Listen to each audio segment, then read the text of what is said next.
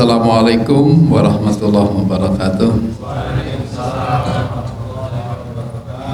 Alhamdulillah hamdan katsiran tayyiban mubarakan fi kama yang bagi lijalalihi wa azimi sultanihi sallallahu ala sayyidina Muhammadin wa ala alihi wa sahbihi amma ba'd. Para bapak dan ibu, mengawali kajian pada kesempatan ini, saya mengulang menyampaikan, sebelumnya saya sudah matur sama Bapak Haji Ridwan sama Ustadz Nasrul untuk sementara ini tadi dari komunitas Maghrib Mengaji minta waktu untuk nanti sehabis pengajian barang 10 menit mau sosialisasi program Maghrib Mengaji yang intinya bagaimana mengisi dan menghiasi waktu antara Maghrib dan Isya ini baik secara pribadi baik secara jamaah dibiasakan untuk ngaji. Nah, nanti monggo persisnya seperti apa nanti Bapak Haji Muhammad Ihsan atau yang diutus nanti bisa menyampaikan sosialisasi di sini. Saya kira demikian. Kemudian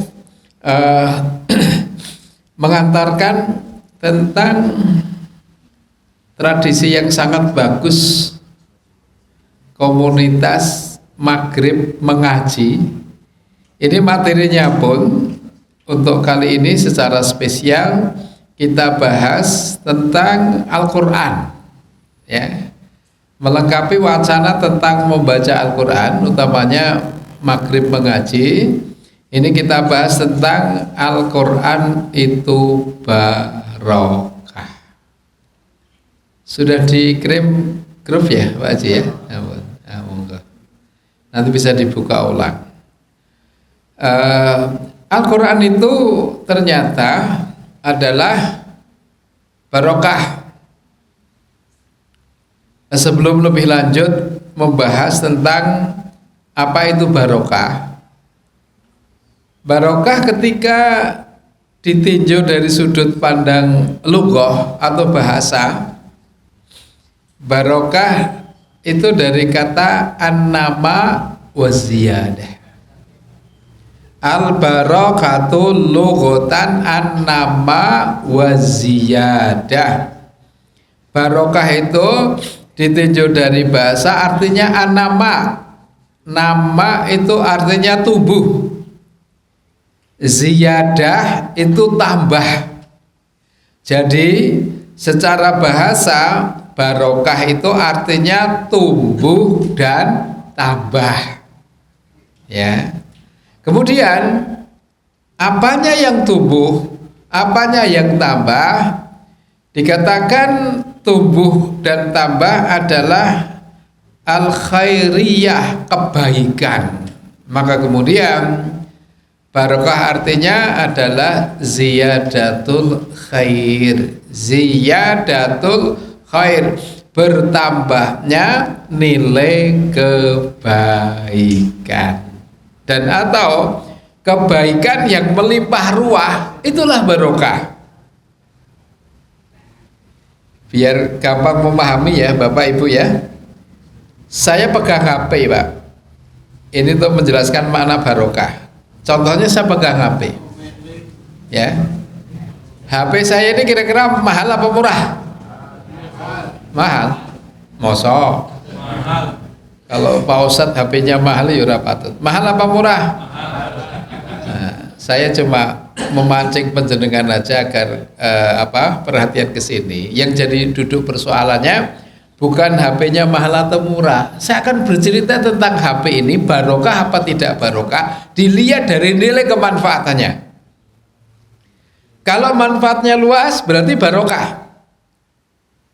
Kalau manfaatnya luas barokah. Dari HP ini bisa untuk komunikasi, dari HP itu bisa untuk silaturahmi dari HP itu, bisa untuk tholabul ilmi. Oh, kalau begitu HP ini barokah. Kenapa? Nilai kebaikannya melimpah ruah. Satu lagi ya, misalnya mobil penjenengan itu barokah apa tidak barokah itu dilihat dari mana? Nilai kemanfaatannya. Kalau nilai kemanfaatan kebaikannya ya, manfaat kebaikannya banyak, itu berarti barokah. Makin manfaat makin barokah. Misalnya mobil itu yang menggunakan hanya untuk pribadi, ya barokah, tapi untuk pribadi. Tapi nanti mungkin disediakan juga untuk kepentingan bersama, misalnya ada warga atau jamaah yang membutuhkan, ya maka mobilnya disiapkan, silahkan mau pakai silahkan, diatur yang baik. Ini berarti nilai mobil ini barokah, ya. Agar biar lebih jelas lagi ya. Mobil digunakan untuk beragam kebutuhan, termasuk di dalamnya selain kebutuhan sendiri adalah mobil untuk jemput Pak Ustadz sama jemput ledek, kan itu, biar cedok. Kira-kira mobil ini bernilai barokah jemput Ustadz apa ledek? Kok jawabnya Ustadz kelihatan tidak begitu ridho gitu loh. Apa masih perlu diskusi? Apa perlu dipertimbangkan? Loh, jangan-jangan manfaat jemput ledek kan? Gimana? Mobil itu lebih barokah jemput ustadz apa ledek? Masya Allah.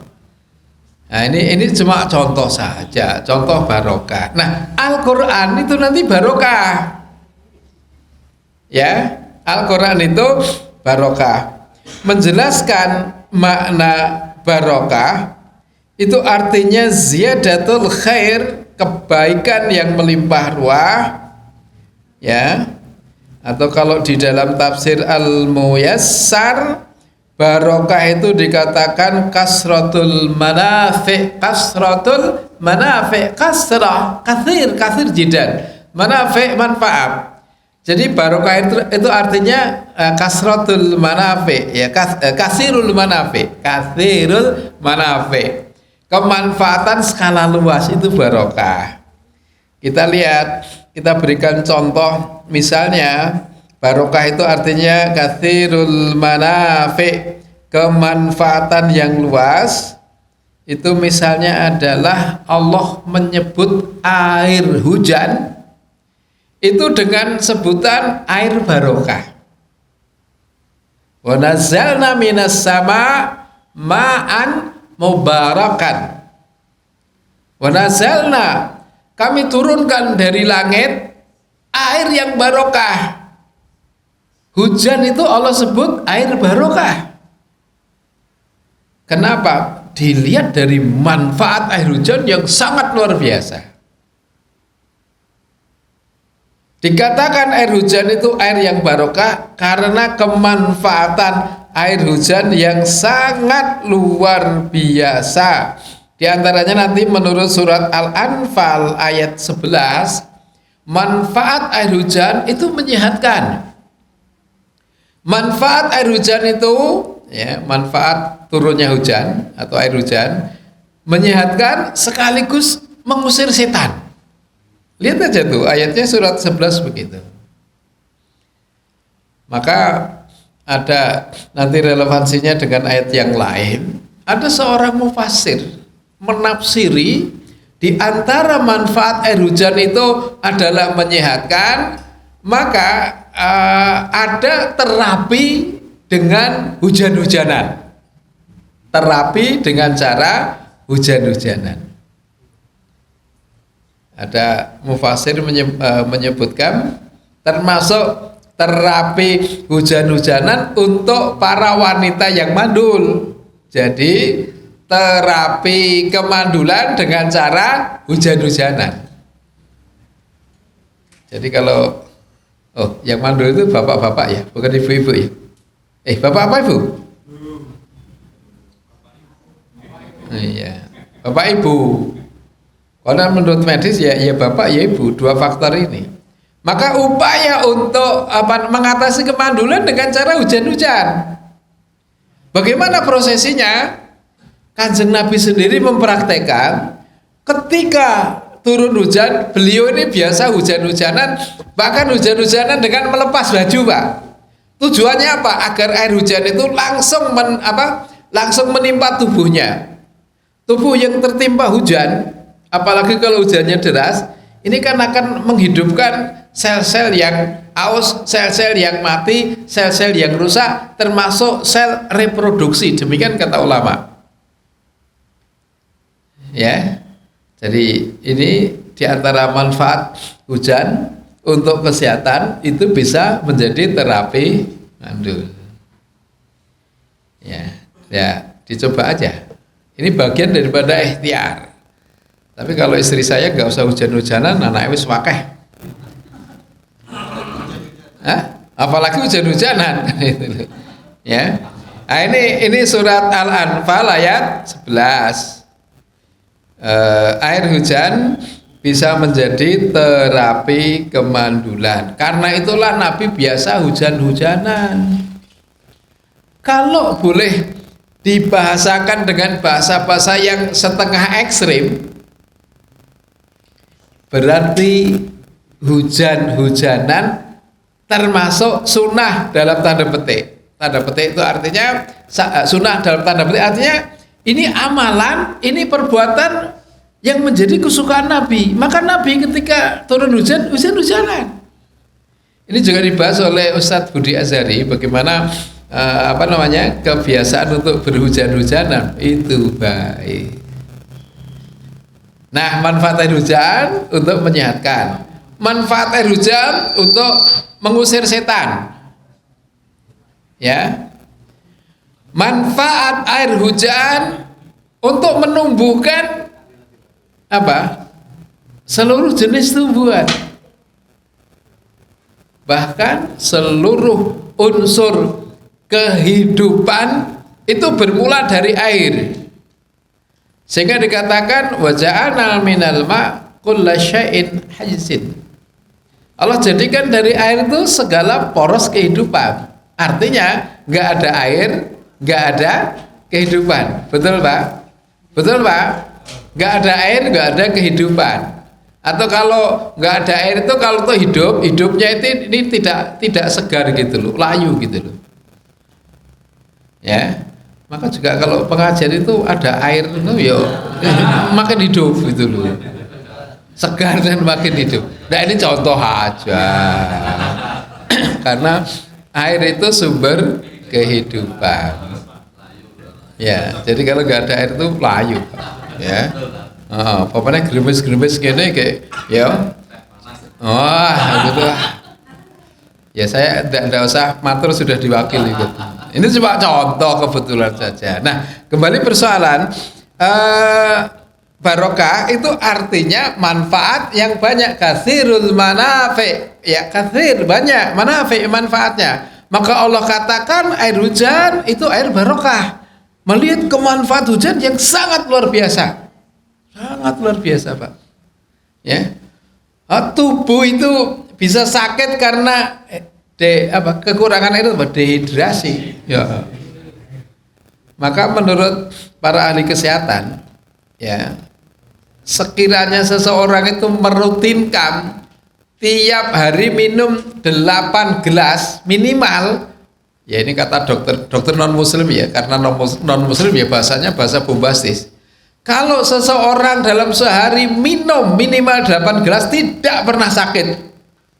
Karena ini penelitian dokter non muslim, jadi bahasanya tidak pernah sakit. Ya kesimpulannya, insya Allah minum air minimal 8 gelas sehari, insya Allah tubuh sehat, kan gitu ya. Ya, tubuhnya sehat. Begitu Bapak Ibu dan ikhwah. Ini contoh barokah itu katsirul manafi. Apa katsir? Banyak, manafi, manfaat. Al-Quran itu banyak manfaat. Saya lanjutkan satu lagi. Barokah itu artinya katsirul manafi. Ya menurut tafsir Al-Muyassar, maka Allah Subhanahu wa taala menyebut kota Makkah itu kota yang barokah. Ya. Alladzi barakna haulahu, yang kami berkahi sekelilingnya. Itu menggambarkan betapa Makkah ini kota yang sangat bermanfaat, sangat menghasilkan kebaikan. Wah, barokah ini berarti. Ya, berarti. Ya. Air sumber kehidupan. Nah, gitu deh. Kita lanjutkan ya. Kota Makkah disebut barokah melihat kemanfaatan kota Makkah. Tidak ada kota yang manfaatnya lebih luas melebihi Makkah, gak ada, Pak.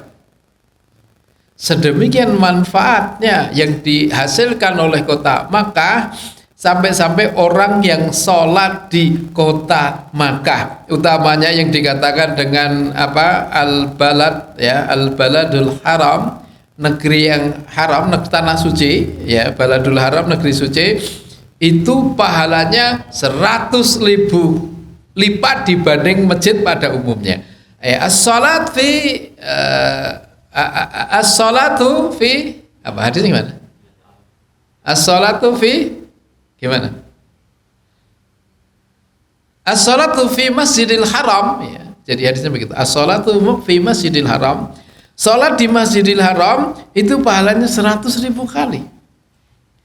Ternyata para ulama mendefinisikan Masjidil Haram itu tidak hanya komplek masjid. Sampai sekian kilo itu semuanya masuk tanah haram. Maka ketika sholat di situ pahalanya 100.000 kali. Ya, nanti di peta bisa dilihat ya. Sampai perbatasan Ji'ronah, biasanya nanti ada sebagian jamaah umrah itu misalnya tikrar umrah, mengulang-ulang umrah itu dia keluar ke dari tanah haram ke Ji'ronah terus umroh lagi ya. Yang seperti saya nggak bicarakan, ini sebagian ulama khilaf ya, karena masih dalam satu safar umroh, belum ditutup dengan dengan wadah kok umroh lagi, itu ya ini ada khilaf, tapi saya nggak bahas itu. Coba saya ceritakan tanah haram yang seluas itu, sholat di dalamnya pahalanya 100.000 kali dibanding dengan sholat di masjid pada umumnya. Nah, kalau kita sholat di masjid Muhajirin itu cuma maksimal berapa? 27 ya. Kuyen tekone ra telat. Yang telat ya kurang sithik ngono lah. Oh, tekone telat. Umpamanya Jumatan, Pak. Jumatan kan kata baginda Rasulullah sallallahu alaihi wasallam ya, idza kharajal imam, apabila imam keluar, maksudnya imam sudah naik mimbar, keluar dari kamarnya kemudian naik mimbar gitu ya. Kalau misalnya imam ada tempat sendiri, idza kharajal imam hadaratil malaikatu yastami'una dzikra. Kalau imam khotbah Jumat sudah naik mimbar, maka malaikat datang untuk mendengarkan khutbah.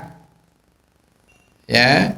Kemudian dalam riwayat yang lain ya, malaikat menutup buku-buku catatannya kan gitu. Ini artinya apa?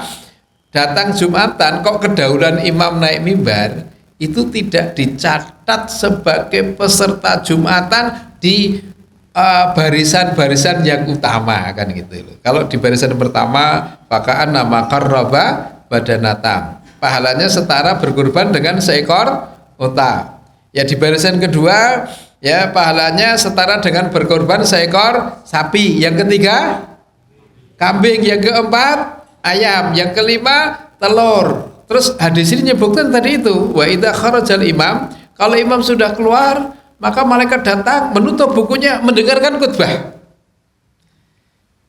Mungkin ini tersirat bahwa datang Jumatan kok imam sudah naik mimbar ya, itu wis orang dicatat meneh. Malaikat terus ora nyatet nih. Sah enggak cuma sah, kalau masalah sah. Cuma kan tadi malaikat sudah menutup pintu buku catat tidak dicatat, tak catat deh. Artinya tidak dicatat sebagai peserta Jumatan di barisan-barisan yang terbaik. Tidak tercatat peserta Jumatan di nominasi terbaik. Maka Bapak Ibu, ya, hari Jumat ingin tiap Jumat dapat pahala menyembelih seekor apa? Unta barisan pertama. Gampang. Unta iki piro? Sapi, ya. Kedua sapi. Sapi sekarang paling kayak 25 juta ya, Pak ya. Iya kan?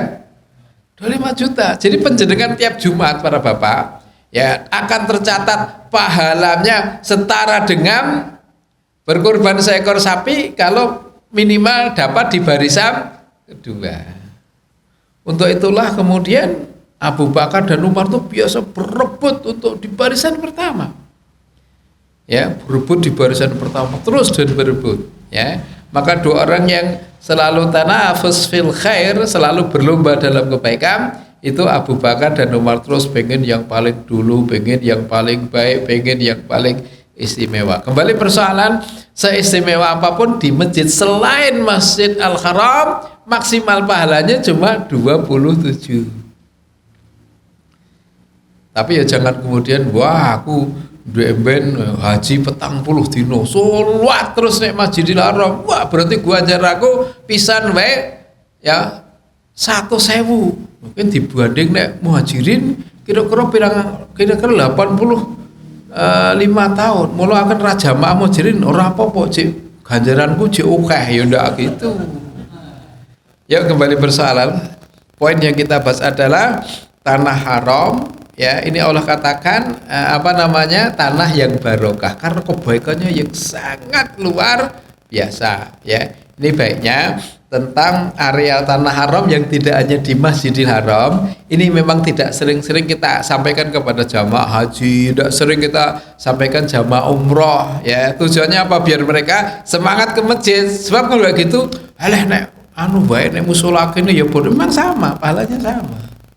Coba kan beda bacaan imamnya, beda perjalanannya dari hotelnya ke masjid dan lain-lain dan lain-lain. Kembali persoalan, itulah barokah, artinya kasirul manafi. Apa arti kathir? Banyak. Manafi, manfaat.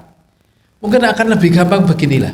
Barokah itu artinya kasirul manafi, kemanfaatan yang banyak. Itu orang Jawa, Bapak Ibu, mbah-mbah kita dulu ketika misalnya datang kondangan, ya. Kondangan di situ disuguhi minuman, disuguhi snack, disuguhi makanan, ya. Udah di situ makan kenyang, pulang masih dibawahi makanan. Ya, mulai digawahi sego kondangan itu jenenge sego berkat. Berkat dari kata barokatun barokat, ya. Nyebut barokat rodok kangelan dadine napa? Berkat. Jadi sego berkat itu sebabnya apa? Manfaatnya banyak. Sing teko wis wareg nek ngomah, sing nek ngomah cek digawani gitu loh. Jadi misalnya ini kondangan gitu ya, di sini ada makan terus pulang dibawa, itu namanya barokat gitu. Nah, Al-Qur'an itu barokah. Ada di beberapa surat, bahkan 3 surat secara khusus menyatakan Al-Qur'an itu barokah. Misalnya surat Al-An'am 92, ya. Surat Al-An'am 92, surat Shad 29, kemudian surat Al-An'am 155 yang kita bahas salah satunya, wa hadza kitabun anzalnahu mubarakun. Hadza kitab ini Al-Qur'an ini anzalnahu, yang kami telah menurunkannya mubarakun, berbarokah. Al-Qur'an itu berbarokah. Ya, berarti tadi sudah saya jelaskan, barokah itu artinya kasirul manafi, ya, banyak manfaatnya. Maka Al-Qur'an itu manfaatnya sangat banyak dan banyak banget. Karena itulah sedemikian kemanfaatan Al-Qur'an yang beragam-ragam. Ada manfaat kesehatan, ada manfaat kesembuhan, ada manfaat macam-macam, ya. Sampai Allah Subhanahu wa taala, ya, menjelaskan Al-Qur'an ini, ya. Al-Qur'an ini adalah Al-Qur'an ini akan ya saking banyaknya kebaikan-kebaikan yang ada, maka Al-Qur'an dikatakan mubarak, ya, yang berbarokah, ya. Sehingga seluruh persoalan ya ini dengan Al-Qur'an ini akan mendapatkan penyelesaian. Seluruh persoalan, seluruh kesulitan ada di dalam Al-Qur'an. Ya, penyelesaiannya ada di dalam Al-Qur'an. Ini menunjukkan betapa Al-Qur'an itu sesuatu yang sangat manfaat. Tafsir surat Al-An'am 155, ya. Wa hadzal Qur'an kitabun anzalnahu ala nabiyyina Muhammadin khairuhu katsir fattabi'uhu fima ya'muru bih wa yanha'an. Inilah Al-Qur'an, kitab yang kami turunkan kepada Nabi Muhammad sallallahu alaihi wasallam, kebaikannya sangat banyak, maka ikutilah perintahnya dan jauhilah larangannya. Kemudian wattaqullah, bertakwalah kepada Allah, janganlah menyelisih perintahnya dan mengharapkan rahmat serta keselamatan dari azab dan keberuntungan mendapatkan balasan kebaikan. Mungkin kita agak terlalu meluas bicara tentang kebaikan Quran.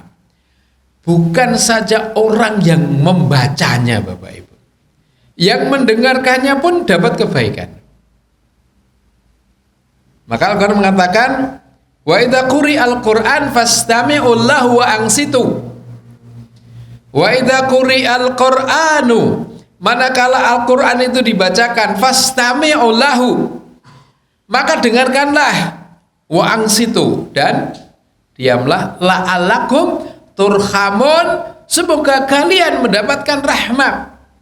La'ala ini kalau dalam ilmu balaghah yaitu masuk harfut tamani, huruf yang menggambarkan harapan-harapan. Jadi la'ala itu kalau diterjemahkan semoga atau mudah-mudahan, tetapi para mufasir cenderung menafsiri la'ala itu artinya wajaba. Wajaba itu wajib atau pasti. Jadi la'alakum turhamun, semoga kamu dirahmati, itu mufasir lebih kuat menerjemahkan pasti kamu akan dirahmati manakala Al-Quran dibacakan, kamu diam dan mendengarkannya. Mendengarkan aja begitu. Nah, apalagi membacanya. Bahkan orang yang membaca, ini penting ya, orang yang membaca Al-Quran, ya, dalam hadis, walatina yaqra'unal Qur'ana wa yata'ta'fih wa alaihi saqlahu ajrani. Orang yang membaca Quran terbata-bata dan kesulitan, pahalanya 2. Terbata-bata dan kesulitan ini mungkin bahasa kita itu maca Quran apa? Apa? Grodal gratul. Iya. Blegak blegu. Gitu nggih. Dadi yen maca Quran kok grodal gratul, ganjarane loro. Grodal kalih. Oh iya betul Pak, nggak salah. Ganjarane loro, siji ganjaran grodal gratul. Loh memang ya. Ini yang menjelaskan ini bukan saya Muhammad Ibnu Shalih Al-Utsaimin rahimahumullah menjelaskan lahu ajroni. Pertama ajrul qiraah wa ajrul masaqqah. Ajrul masaqqah itu pahala kesulitan. Jadi kesulitannya sendiri dapat pahala. Masaqqah kesulitan. Jadi kesulitannya dapat pahala. Maka kalau baca Quran grodal-gradul karo baca Quran lancar, sing lancar pahalane siji, sing grodal-gradul pahalane loro. Loro dalam arti double. Yang kata jangan pilih grodal-gradul apa lancar? Lancar. Ya memang tidak salah penerjemahan itu, penafsiran itu tidak salah. Kalau baca Quran lancar pahalanya 1, grodal-gradul pahalanya double. Mungkin kata 2 kita ganti double. Ya. Double itu pertama ajrul masaqqah, ganjaran grodal-gradulnya, ganjaran beleguknya itu sendiri dapat ganjaran. Kemudian ajrul qiraah, pahala dari ngebacanya. Kira-kira maca Quran grodal-gradul karo lancar ganjaran oke endi? Oke endi? Mari kita renungkan. Gimana Pak? Baca Quran geruduk-geruduk sama lancar banyak mana kira-kira? Banyak lancar. Walaupun cuma satu arah pahala lancar. Loh kalau lancar 1 jam itu 1 juz enggak sampai. Santri-santri kita kalau kalau tasmik Quran ya, tasmik Quran itu 1 juz itu paling hanya sekitar 40 menit. Maka 30 juz dari pada subuh sampai menjelang maghrib selesai 30 juz. Bidhahril ghaib, tanpa melihat mushaf. Subuh sampai maghrib selesai. Jadi kurang lebih kalau dikurus ya maksimal kalau bacaannya lancar gitu tiap juz berapa? 1 jam. Itu sudah tergolong lambat. Wong cuma subuh sampai maghrib baca selesai sekitar setengah jam. Lah setengah jam dapat 1 juz, 15 menit dapat 30 juz, pahalanya banyak. Tapi kalau gradul 1 jam mungkin cuma berapa ayat? Kan berarti pahalanya kan tetap banyak yang lancar gitu loh. Bikuli harfin hasanaton, tiap huruf berpahala. Wala aqulu alif lam mim harfun, kata Rasulullah. Aku tidak mengatakan alif lam mim 1 huruf, tapi alif 1 huruf sendiri, lam 1 huruf sendiri, mim 1 huruf sendiri. Ya. Kemudian bikuli harfin hasanatun wal hasanatu bi asri amsalihha. Setiap huruf berpahala 1 huruf 10. Bayangkan 1 huruf 10. Ini barokahnya Al-Quran itu mendengarkan dapat pahala, baca 1 huruf 10. Padahal Kanjeng Nabi ngendika alif lam mim bukan 1 huruf, tapi 3 huruf. Alif 10, lam 10, mim 10. Alif lam mim 30. Itu baru alif lam mim. Belum termasuk basmalahnya. Ya, belum termasuk apalagi basmalah, al-fatihah, kemudian masya Allah tiap huruf berpahala. Maka kemudian sesiapa ingin beroleh pahala lebih banyak, ya banyak-banyaklah membaca Al-Quran. Ya.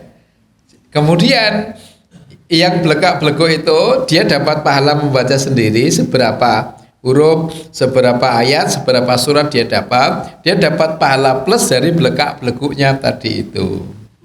Ya, jadi hadis ini memotivasi kepada kita sekalian untuk tidak pesimis meskipun baca Quran bermula dari belekak-belekuk malah kaporo ganjarane double. Ini harus meningkat, maksudnya kita biar belekak-belekuk terus harus meningkat. Itulah kemudian program mengaji ini harus diutamakan. Ya, alhamdulillah Masjid Muhajirin tadi itu ya. Ngaji ini, maghrib sampai isya ngaji Pak. Tiap hari alhamdulillah. Ya, maka nanti dari komunitas maghrib pengaji monggo mau menyampaikan programnya kayak apa, ya mungkin nanti bisa diadopsi. Kalau perlu mungkin bisa adakan pelatihan singkat sehingga program maghrib mengaji bisa dilangsungkan di beberapa tempat. Salah satu hasil komunitas maghrib mengaji ini tadi dari Ananda yang membaca yang mohon izin untuk diperkenankan memperagakan jadi imam. Masya Allah. Ya, saya kira demikian. Minta izin Bapak Takmir dari komunitas maghrib mengaji ingin menyampaikan beberapa program. Saya kira demikian. Monggo Pak Haji Muhammad Ehsan dipersilahkan ya untuk menyampaikan hal-hal yang perlu disampaikan untuk sosialisasi kegiatan program maghrib mengaji. Walaupun minkum, mudah-mudahan Al-Quran yang kita baca ini betul-betul menetapi sebagaimana yang baginda Rasulullah SAW sampaikan, Iqra'ul Quran fa innahu ya'ti yaumal qiyamati syafi'an li ashabi. Bacalah Al-Quran, Al-Quran itu akan menjadi syafaat bagi pembacanya kelak di hari kiamat. Hadis ini pula yang menyemangati ya para aktivis untuk membela Al-Quran ya. Ketika Al-Quran dinistakan, coba bayangkan menistakan 1 ayat 554 hancur Pak. Itu baru 1 ayat. Sekian ayat akan lebih berguguran lagi. Kebalikannya Ketika kita memuliakan Al-Quran, insya Allah akan mulia. Ya, Allah kemuliaan manusia itu sangat dipengaruhi, sangat tergantung bersama Al-Quran. Ya, jadi Al-Quran itu memuliakan manusia atau menghinakannya. Inna Allah yarfa bihadal kitab aqwama. Sesungguhnya Allah akan meninggikan derajat satu kaum dengan Al-Quran. Wa yad'u bihi akharin, menghinakan kaum yang lain juga dengan Al-Quran. Bapak Ibu, nanti kita akan bahas bagaimana hebatnya Al-Quran yang dengannya mulia. Maka kalau kemudian ya lahir generasi Muhammad Al-Fatih, ini hasil didikan madrasah Quran. Jadilah Muhammad Al-Fatih yang membuka Andalusia. Generasi, maaf sedikit aja ini penting, generasi Taliban, saya sebut generasi Taliban, yang ketika ya mendekati tahun 2000 ya, di mana Taliban digulingkan oleh Amerika, kemudian Amerika mengangkat presiden bonekanya, kemudian para mujahidin Taliban ini ya dari rumah ke rumah, bahkan dari gunung ke gunung, bahkan dari dalam gua membentuk generasi-generasi penghafal Quran. 20 tahun berikutnya lahirlah para mujahid-mujahid yang sangat luar biasa. Ini tak lepas dari didikan Al-Quran. Maka kemudian Afghanistan ya dengan sangat damai ya beroleh kemerdekaannya tanpa perang. Kemarin itu kan tukang lihat bagaimana para mujahidin penghafal Quran jumlahnya sekian banyak, kemudian semuanya rakyat mendukung, sehingga presiden yang lama dengan sukarela menyerahkan tampuk kepemimpinannya kepada para mujahidin. Jadi mujahidin itu bukan memberontak penguasa, ya mengambil alih ya negerinya yang dijajah oleh Amerika dengan menempatkan pemimpin-pemimpin bonekanya. Saya kira demikian, mudah-mudahan meyakinkan kita bahwa bersama Al-Quran manusia akan beroleh kejayaan dunia dan akhirat insyaallah. Assalamualaikum warahmatullahi wabarakatuh.